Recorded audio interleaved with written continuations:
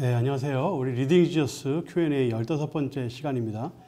자, 첫 번째 질문부터 이사야서에 대해 설명해 주세요. 자, 이거는 제가 가져온 질문인데요. 요즘 이사야서 읽고 계시는데 좀 힘드시죠? 이사야서가 조금 어려워요. 그래서 제가 좀 더 쉽게 좀 읽으실 수 있도록 간단하게 한번 설명을 좀 해보도록 하겠습니다. 이사야서의 전체 주제가 뭔가 하는 게 더 중요한데, 전체 주제는 여호와께서 구원하신다 이런 뜻이에요.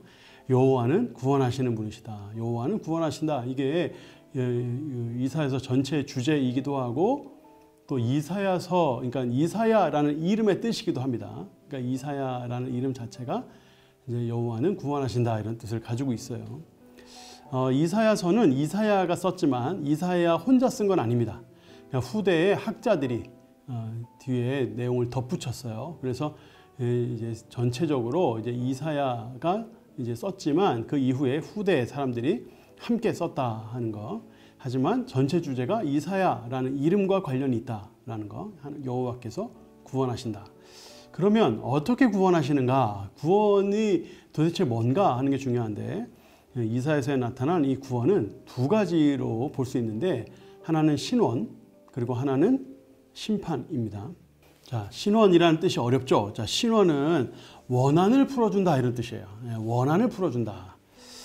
그러니까 이제 원한이 있다라는 것은 지금 이스라엘 백성들이 뭔가 어려움을 겪고 있다 하는 것을 이제 전제하는 거겠죠.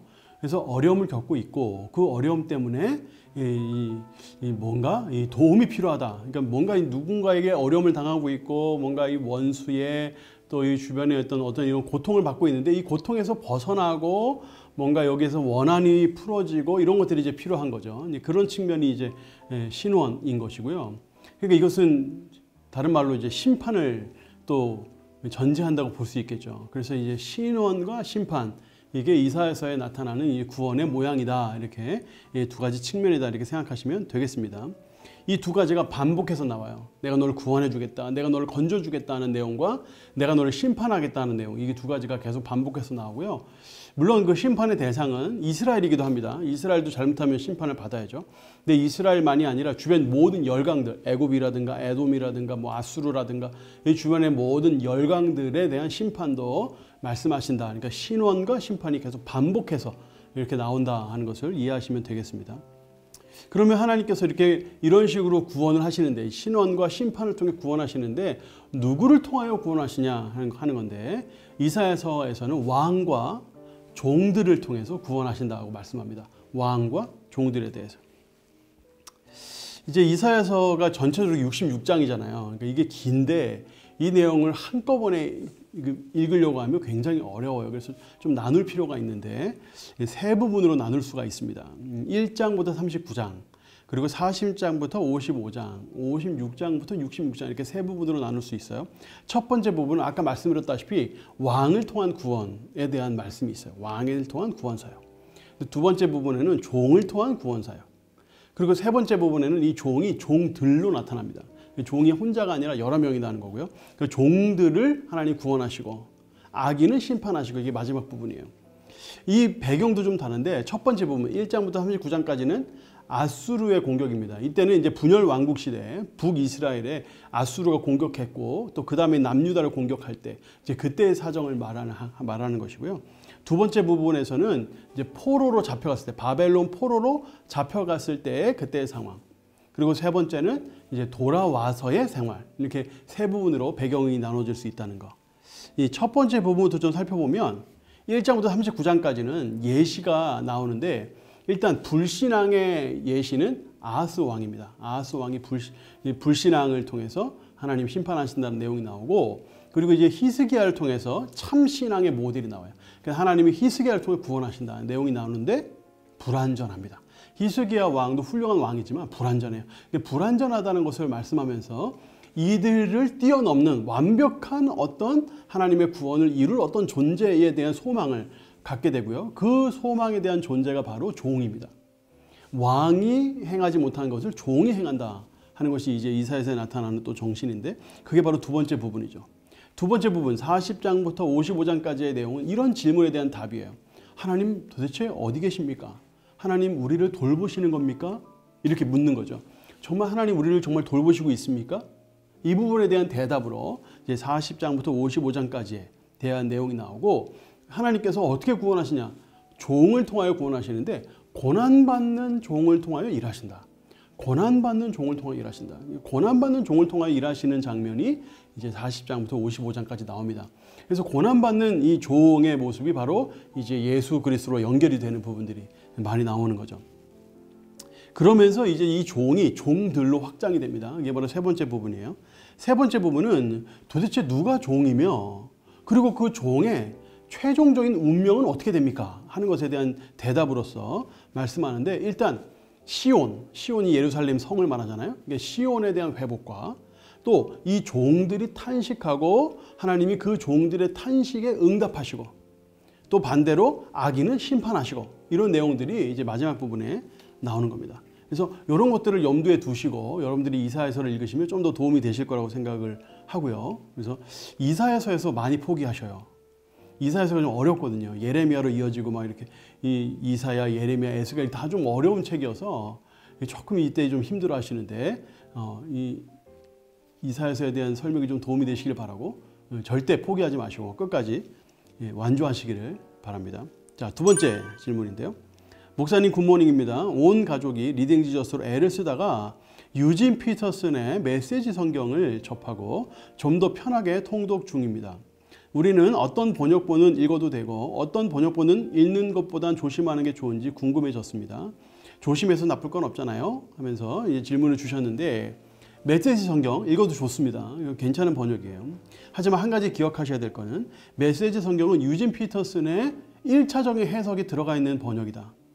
그러니까 직접적으로 번역했다기보다는 유진 피터슨이 한번 소화해서 자신의 생각과 주석을 더해서 쓴 성경이다 하는 것을 기억을 하시고 읽으시면 좋겠어요. 개역개정은 좀 어렵잖아요. 그러니까 좀 어렵기 때문에 사람들이 많이 힘들어하세요. 그래서 어떤 성경이 좀 쉬운 성경으로 읽으면 어떤 성경이 좋습니까? 많이 물으시는데, 1차적으로 제가 봤을 때 그래도 가장 쉬운 말로 번역된 것 중에 가장 잘된 번역은 쉬운 성경입니다.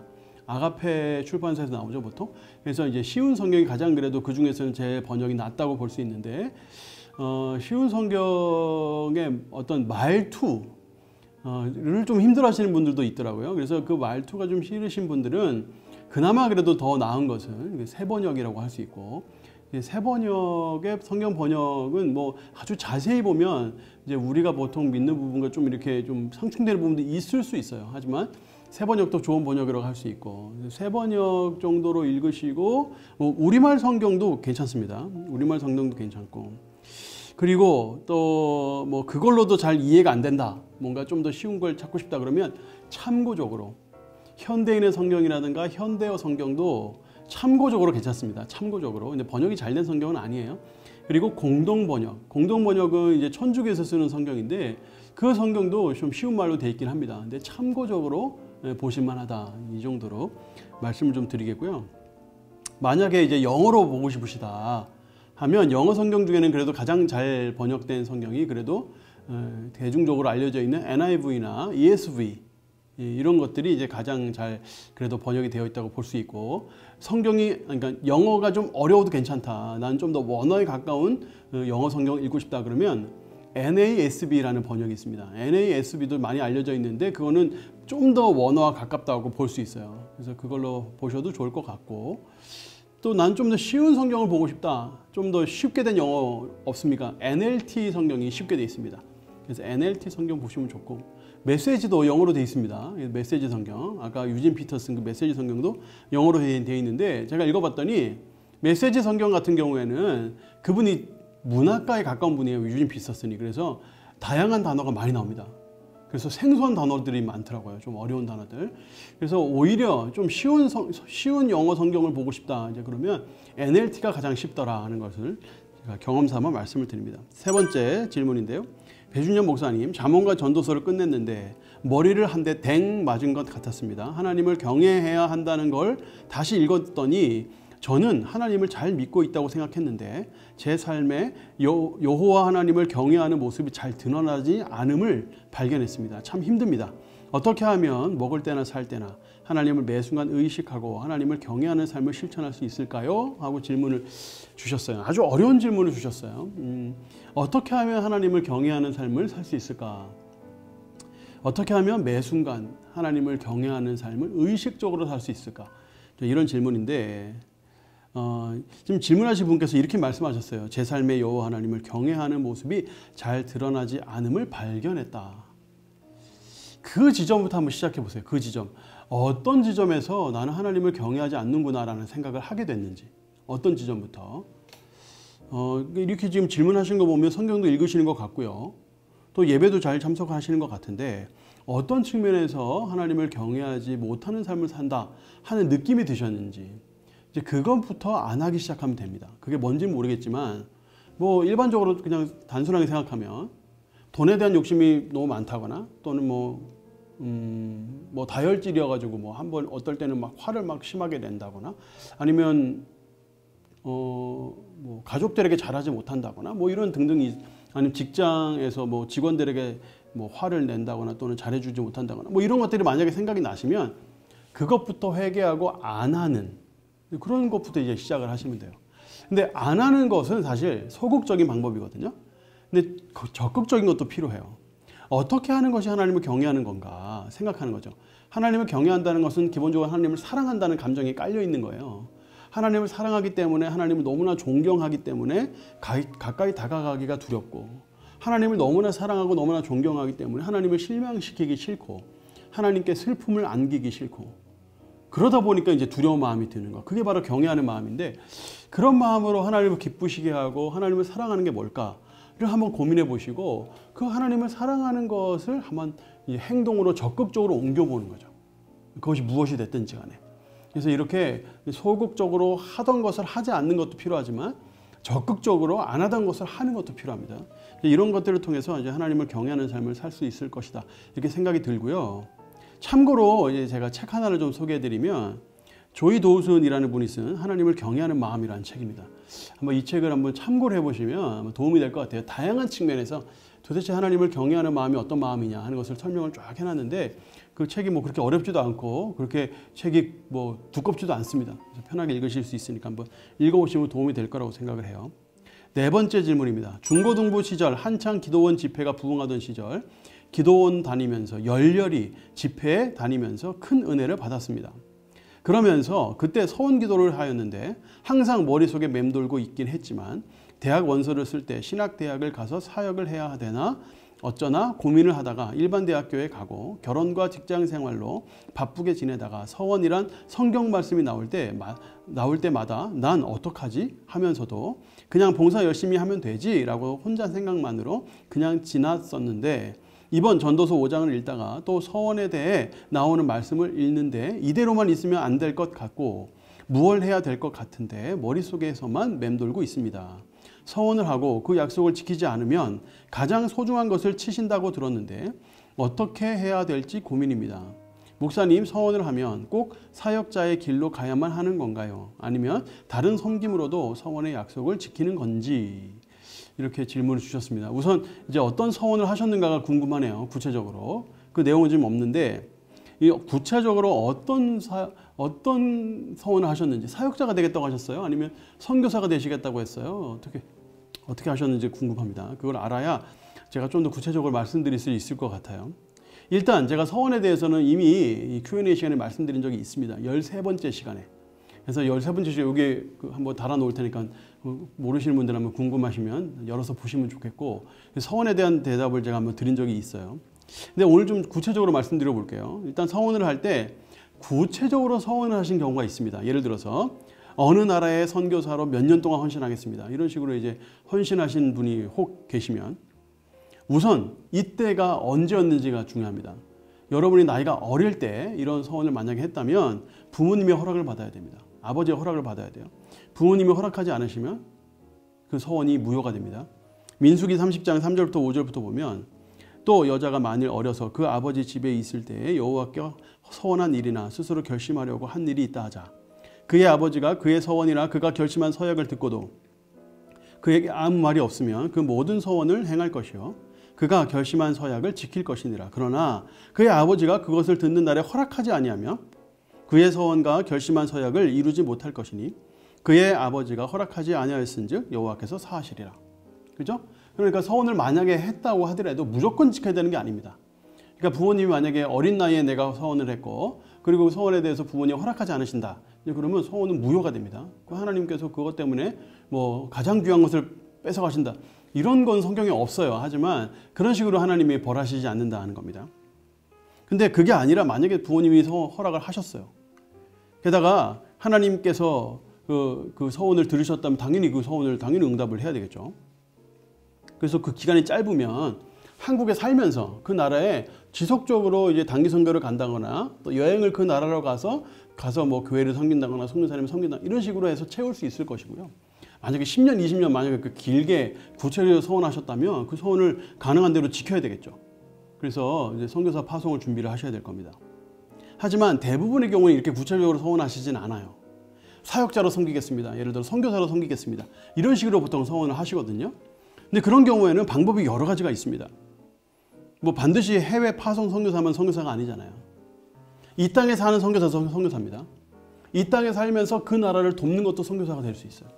보내는 선교사 또는 여기에서 선교사를 지원하면서 돕는 그런 선교사로서도 활동을 할 수 있습니다. 평신도 선교사도 선교사입니다.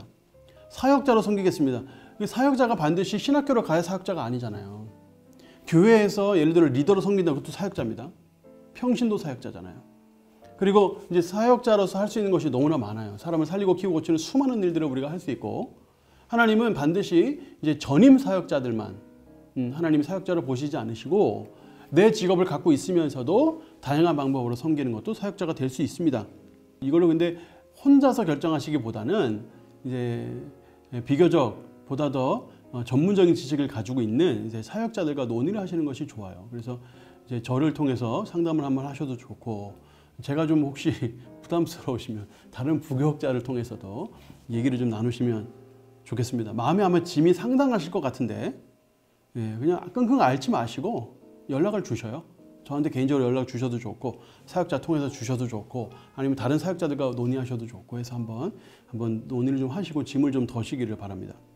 마지막 5번째인데요. 목사님 안녕하세요. 성경을 읽다가 사탄에 대해서 생각을 하다 보니 궁금증이 생깁니다. 사탄은 원래 하나님을 섬기는 천사 중 높은 지위에 있던 천사였다가 하나님의 보좌를 탐내다가 쫓겨났다고 알고 있습니다. 그렇다면 하나님이 사람에게 자유의지를 주신 것처럼 천사에게도 자유의지를 주셨다고 볼 수 있는 건가요? 네, 맞습니다. 천사들에게도 자유의지를 주셨죠. 천사도 자기 자유의지를 가지고 하나님 말씀에 순종할 수도 있고 반역할 수도 있습니다. 그런 존재로 창조를 하셨어요. 근데 이 천사들에게 주신 사명이 뭔가? 히브리서 1장 14절인데요. 모든 천사들은 섬기는 영으로서 구원받을 상속자들을 위하여 섬기라고 보내심이 아니냐. 구원받을 상속자들을 섬기라고 보내심 받은 것, 그런 사명을 받은 것이 바로 천사들입니다. 이 천사들이 이 사명을 받고 순종할 수도 있고 순종하지 않을 수도 있겠죠. 구원받을 상속자들이 누굴까요? 우리들을 말합니다. 우리가 구원받을 상속자들이잖아요. 하나님의 상속자. 그래서 우리들을 말합니다. 그래서 순종하는 천사들은 우리를 돕습니다. 우리가 하나님 앞에 구원받고 상속받을 수 있도록 우리를 섬겨줍니다. 그래서 이런 것들이 이제 천사들이 우리를 도와요. 근데 반대로 이제 이것에 순종하지 않는 천사들은 어떻게 할까요? 우리를 유혹해서 우리로 구원받지 못하게 만들고 구원받았으나 상속자로서의 어떤 그런 자격을 갖추지 못하도록 그런 모습대로 살지 못하도록 막는 일을 하겠죠. 그렇기 때문에 우리는 이들을 대적해야 됩니다. 에베소서 6장 10절부터 12절. 끝으로 너희가 주 안에서와 그 힘의 능력으로 강건해지고 마귀의 관계를 능히 대적하기 위하여 하나님의 전신갑주를 입으라. 우리의 씨름은 혈과 육을 상대하는 것이 아니요 통치자들과 권세들과 이 어둠의 세상 주관자들과 하늘에 있는 악의 영들을 상대함이라. 이게 말씀하고 있죠. 그래서 우리는 전신갑주, 말씀입니다. 전신갑주가 그러니까 한마디로 말하면 말씀과 기도인데 말씀과 기도로 이 힘의 능력을 가지고 마귀를 대적해야 된다 하는 사실을 꼭 기억을 해야 됩니다. 우리가 꼭 알아야 되는 것은 아무리 사탄 마귀가 우리를 방해하려고 해도 그들은 하나님의 주권 아래 있다는 것과 하나님의 권위에 도전하지 못한다는 것, 그리고 예수 그리스도의 이름만 들어도 도망간다는 것을 기억하고 예수 그리스도를 믿고 예수 그리스도를 의지하고 그들을 대적하며 살아야 한다는 것. 때때마다 사탄은 우리를 넘어뜨리려고 노력한다는 것을 항상 염두에 두셔야 돼요. 그러니까 그것은 악한 영들에 대한 것이 사람이 아니고 어떤 물질적 존재가 아닙니다. 근데 그것을 통해서 우리를 넘어뜨릴 수 있다는 사실을 기억하고 항상 염두에 두고 사단과 대적하는 삶을 살아야 된다 하는 말씀을 드립니다. 자, 여기까지 우리 15번째 Q&A 시간을 했고요. 잘 읽고 계시리라고 알고 있는데 포기하시지 말고 끝까지 읽으십시오. 그리고 이사야서를 넘어가고 예레미야, 에스겔을 넘어가면 그 다음부터는 훨씬 재밌어요. 그러니까 너무 걱정하지 마시고 열심히 해보시기를 바랍니다. 화이팅입니다. 자, 우리 주일에 뵙겠습니다. 감사합니다.